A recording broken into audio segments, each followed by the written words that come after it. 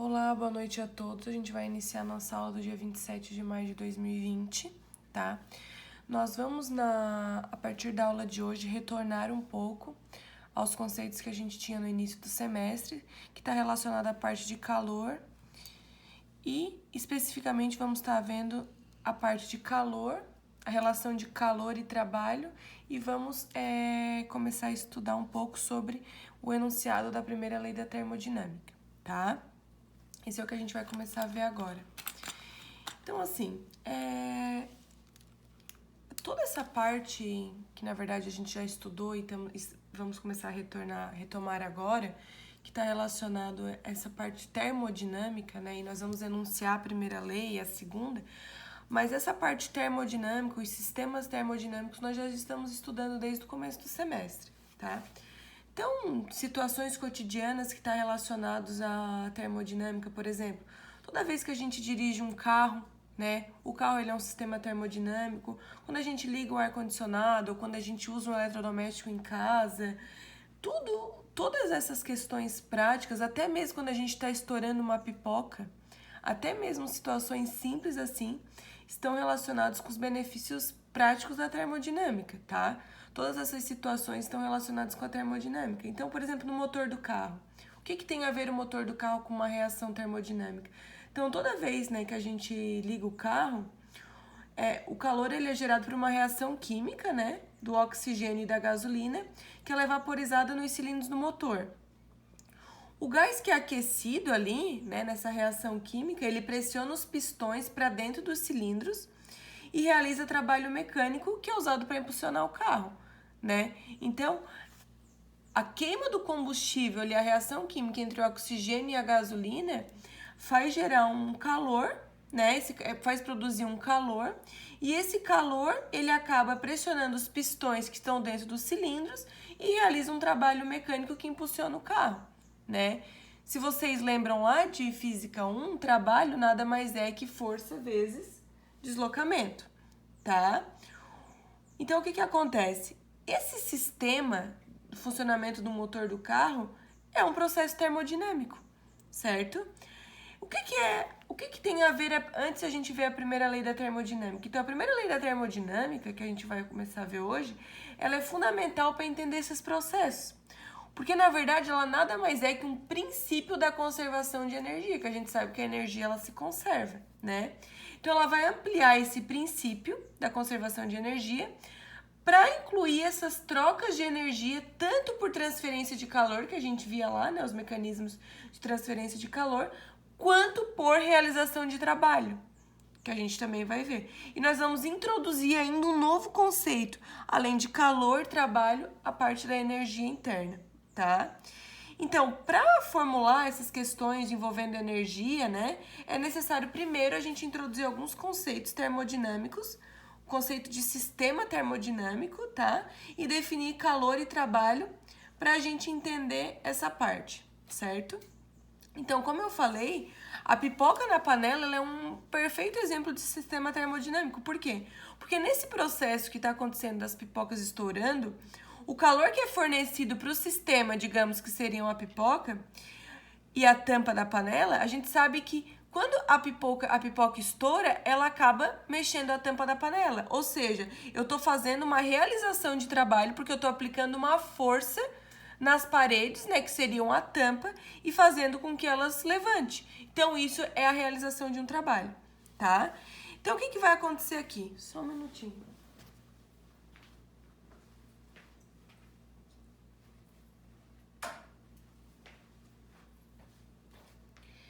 Eu peguei um desenho, tá? Esse desenho aqui, eu desenhei aqui pra facilitar, mas nada mais é que esse desenho aqui, ó. Tá? É esse desenho aqui onde eu tenho um gás confinado dentro de um reservatório, dentro do êmbolo aqui, tá?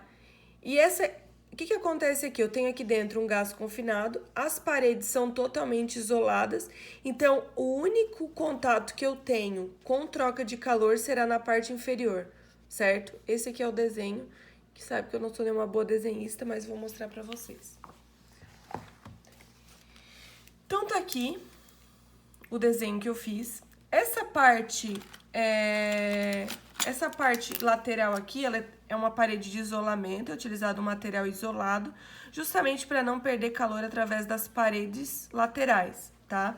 O único lugar que tem para ele ter contato com calor é na parte inferior. Então, o que acontece aqui nesse desenho? Eu tenho um gás confinado aqui e aqui eu tenho um êmbolo móvel, certo?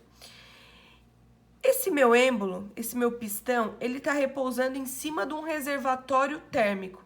O que eu posso dizer que é um reservatório térmico? Um reservatório térmico nada mais é que um sistema que pode tanto ceder quanto receber calor, tá? Então, esse aqui é um reservatório térmico, a gente pode imaginar que seja uma placa quente, alguma coisa assim, uma placa aquecida, mas eu tenho um botão para controlar a temperatura, tá? Quanto mais eu giro esse botão, mais eu aumento a temperatura. Se eu giro para o lado direito ou para o lado esquerdo, a gente diminui. Então, aqui eu tenho um reservatório térmico, as minhas paredes são isoladas, eu tenho um gás confinado, tá? Esse gás vamos considerar que seja um gás ideal. E aqui em cima desse êmbolo, tá? Eu tenho uma caixa com esferas de chumbo, certo? Esse êmbolo, como eu falei, é um êmbolo móvel. Então, o que vai acontecer? Eu tenho um gás confinado em um cilindro, certo? Que tem um êmbolo. Essas esferas de chumbo, o peso das esferas de chumbo que estão colocadas em cima desse êmbolo, elas na verdade, elas estão ali para que a pressão do gás, certo? A força que o gás faz para cima não movimente o êmbolo. Então, é meio que para controlar esse êmbolo aqui nessa posição fixa. Apesar de ele ser móvel, a gente tem o que acontece? A força para cima, né, sobre o êmbolo, que na verdade é devido à pressão do gás aqui dentro, é igual ao peso das esferas de chumbo, tá? Então, a força que está sendo feita pela pressão aqui dentro é igual ao peso, e aí eu não tenho movimento do êmbolo, para entender inicialmente, certo? Então, como eu falei, aqui eu tenho um gás confinado e eu tenho um reservatório térmico. O que acontece aqui? Um reservatório térmico, ele pode tanto ceder quanto receber calor, tá? Então, eu vou colocar aqui nesse reservatório térmico uma flechinha, tanto para cima quanto para baixo, certo? Que eu posso fornecer ou receber ou fornecer calor, tá? Então, aqui eu tenho o calor. Se esse êmbolo se movimentar, tá? Se esse êmbolo se movimentar, eu vou estar realizando trabalho, porque eu vou estar tendo um deslocamento, certo? Então, eu vou estar realizando trabalho. Então, esse trabalho aqui, se eu tirar essas esferas de chumbo aqui, eu sei que ele vai se movimentar para cima. Se eu colocar mais esferas de chumbo, ele vai se movimentar para baixo, tá? O que acontece? Nós temos um gás confinado aqui dentro e esse gás, ele tem condições iniciais de pressão, temperatura e volume. Esse meu gás, né, como todo gás, ele tem condições iniciais de pressão, temperatura e volume, certo? E eu quero levar esse gás para uma condição final, que eu não sei qual que é, mas eu quero que mude a pressão. Então, para uma pressão final, uma temperatura final e um volume final. Eu quero que ele sofra um processo aqui, tá? O que acontece? Quando eu tenho as condições iniciais e as condições finais, então esse meu gás ele tinha uma condição inicial e eu quero que ele sofra um processo e ele vai ter uma nova pressão, uma nova temperatura e um novo volume. Esse processo que ele vai fazer, a gente chama de processo termodinâmico. Que é essa mudança que ele vai fazer, um caminho que ele vai percorrer, que ele vai mudar a pressão, vai mudar a temperatura e vai mudar o volume, tá? Então, quando a gente diz que ele vai sofrer um processo do estado final para o estado final, do estado inicial para o estado final, nada mais é que ele está realizando um processo termodinâmico. Então, o que acontece? Durante esse processo, que eu não estou denominando aqui qual que vai ser o processo, mas eu sei que ele vai mudar, tá? Não sei se vai ser para mais ou para menos, enfim.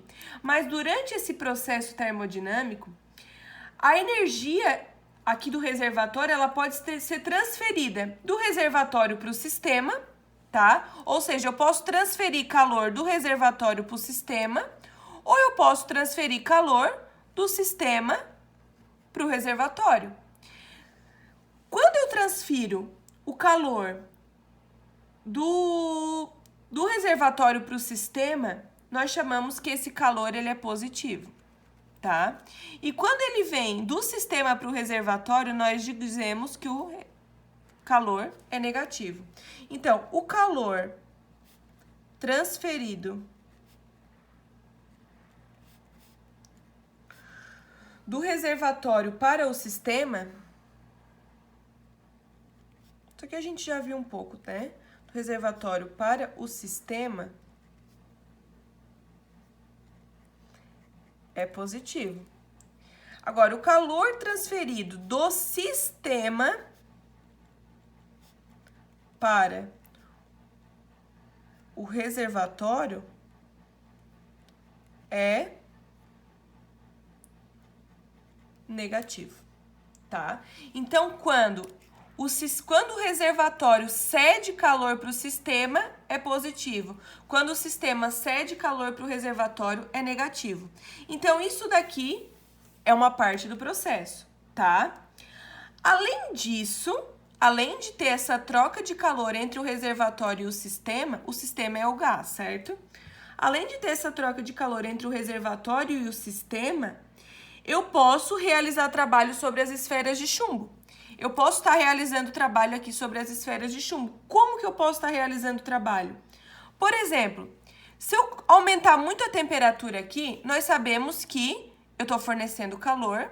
Consequentemente, as minhas moléculas de gás elas vão se agitar e elas vão começar a fazer pressão aqui nas paredes aqui do êmbolo, aqui nessa parede da superfície. E eles vão acabar fazendo força e eu posso realizar um deslocamento desse êmbolo, porque ele é móvel. Se eu realizo um deslocamento sobre esse êmbolo, eu estou realizando trabalho. Se eu tiro a metade das esferas de chumbo, eu estou realizando trabalho. Agora, se eu colocar mais esferas de chumbo e esse êmbolo descer, eu também estou realizando trabalho. Só que o que acontece? O sistema pode realizar trabalho sobre as esferas de chumbo, levantando o êmbolo. Quando eu estou levantando o êmbolo, o trabalho é positivo. Agora, as esferas de chumbo, elas podem fazer trabalho também, certo? Olha só, o sistema pode realizar trabalho sobre as esferas de chumbo. Então, esse sistema, eu posso provocar trabalho sobre as esferas de chumbo, onde eu vou levantar o êmbolo. Levantando o êmbolo, o trabalho é positivo. Ou eu posso receber trabalho das esferas de chumbo. Se eu colocar mais esferas de chumbo ali, eu também vou provocar um deslocamento, porque esse sistema está em equilíbrio com uma determinada pressão, um determinado volume, uma determinada temperatura. A partir do momento que eu começar a ter um processo termodinâmico e mudar essas condições, eu também vou mudar as condições do meu sistema. E eu estou indo para a pressão final, temperatura final e volume final. Então, eu também posso ter realização de trabalho, certo? Agora, o que acontece, então? Quando o sistema realiza trabalho sobre as esferas, o trabalho é positivo, tá? Ou seja, quando o êmbolo subir, isso aqui é com relação ao calor. Agora, quando as esferas de chumbo realizar trabalho sobre o sistema,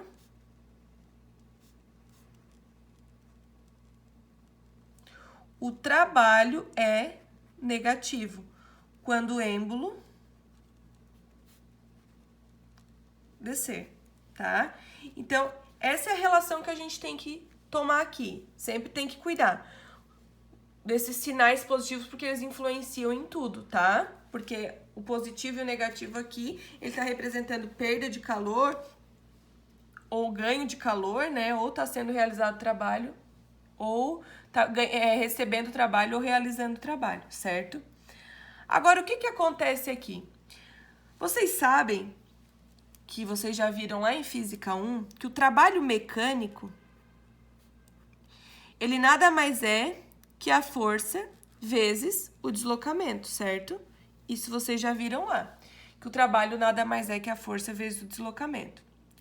Agora, vamos deduzir o seguinte. Vamos supor que algumas esferas de chumbo sejam removidas do êmbolo. Então, eu vou tirar algumas esferas de chumbo do êmbolo, certo? Fazendo com que o gás empurre o êmbolo. Então, o gás que está aqui, se eu tirar, vai empurrar o êmbolo e as esferas de chumbo para cima. Ou seja, eu vou estar realizando um trabalho positivo, porque eu estou tirando as esferas. Então, o gás que está aqui confinado com uma determinada pressão, volume e temperatura, ele vai começar a realizar trabalho sobre as esferas de chumbo. Então, eu vou estar realizando um trabalho positivo, certo? A gente sabe que pressão, se vocês lembram, é força sobre área, certo? Esse gás aqui, ele está fazendo uma pressão numa determinada área. Concordam? Então, esse gás aqui, a gente sabe que ele está pressionando aqui uma determinada área. Então, eu posso dizer que a força nada mais é que a pressão vezes a área. Porque o meu gás, ele está pressionando aqui uma determinada área, que é a área do êmbolo, certo? Então, o que acontece? Quando esse meu gás começar a realizar trabalho aqui, aplicar uma força aqui, eu vou ter aqui um deslocamento do êmbolo. O meu êmbolo, ele vai subir. Eu vou provocar um deslocamento, certo? Então, eu posso dizer o seguinte, que o trabalho, tá? Na verdade, a gente vai deduzir ele numa forma mais... Como é que eu vou dizer? É que, na verdade, tudo em física ele vem de uma integral, de uma derivada, enfim, tá? Mas eu vou deduzir aqui de uma forma mais simples. Então, nós sabemos que o trabalho, ele nada mais é que a força vezes o deslocamento. Só que quem é essa força? Essa força nada mais é que a pressão vezes a área, certo? Pressão vezes a área, vezes esse deslocamento que ele vai provocar ali. E esse deslocamento, ele vai acabar indo de um deslocamento inicial para um deslocamento final. Então, o meu trabalho nada mais é que a pressão vezes a área vezes o deslocamento. Só que o que me dá área vezes deslocamento? Eu tenho metro quadrado vezes metro, eu tenho metro cúbico. Então, na verdade, quando eu tiver essa área e esse deslocamento, eu vou ter um determinado volume, certo? Porque a área vezes o deslocamento me dá volume. Então, eu posso dizer que o trabalho, tá? Nada mais é que a pressão vezes a variação do volume. Onde o volume vai variar de um volume inicial para um volume final. Então, essa aqui é a dedução de trabalho. E aí, claro, a gente pode dizer que o trabalho, resolvendo isso aqui, né, que vocês já sabem, resolvendo isso aqui, a gente teria a pressão, tá? Vezes o volume, e o volume vai variar do volume inicial para o volume final. E a gente poderia dizer que o trabalho é a pressão vezes o volume final menos o volume inicial, certo? Essa aqui é a dedução de trabalho. Então, o trabalho é a força vezes o deslocamento, certo? Só que a nossa força aqui é a pressão vezes a área. E a nossa área vezes o deslocamento nada mais é que o nosso volume, certo? Então, eu posso dizer que o trabalho nada mais é que a pressão vezes a variação do volume, tá? Então, eu vou passar para um outro vídeo para continuar.